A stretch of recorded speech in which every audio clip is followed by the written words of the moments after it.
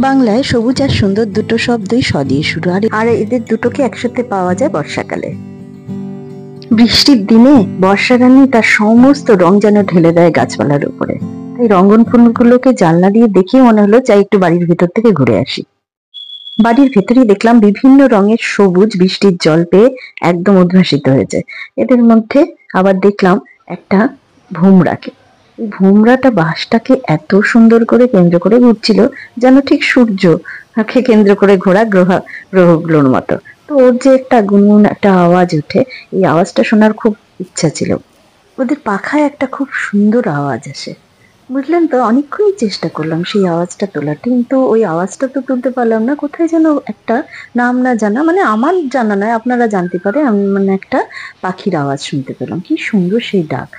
আর ওইদিকে মন যেতেই দেখলাম ভ্রমরের আওয়াজও আমার ক্যামেরায় দিব্যি বন্দি হয়ে গেছে।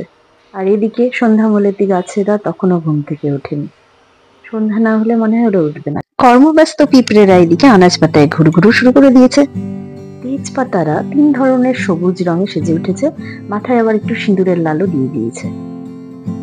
এক মনে ওদেরকে দেখছিলাম, তখনই দূরের ওই গাছটায় একটা কি পোকা, কিছুতেই আমার নাম মনে পড়লো না, বা চেনাও মনে হচ্ছিল না। চেনা হয়তো দেখা, কিন্তু নাম মনে নেই। সেই মনে হলো পাতাটাকে ফুটো করছে। হেলিকর্নিয়ারা ডাক দিল একরাশ রূপ নিয়ে। তারাও তো আমার সামনে না দেখিয়ে ছাড়ে এই রূপকে।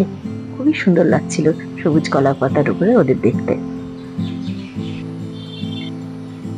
হ্যাঁ, এবার যাদের কাছে এলাম আমার বাড়ির লাল টুকটুকে জামরুলেরা। মাটির সোনা রংটার পাশে এদের যে রংটা, কি ভাল লাগছিল। আর এরা আবার তাদের বন্ধু মাকড়সার বোনা একটা সোয়েটারে নিজেদেরকে ঢেকে নিয়েছে। সোয়েটার না বলে বরং বলা ভালো, একটা চাদরে ঢেকে নিয়েছে।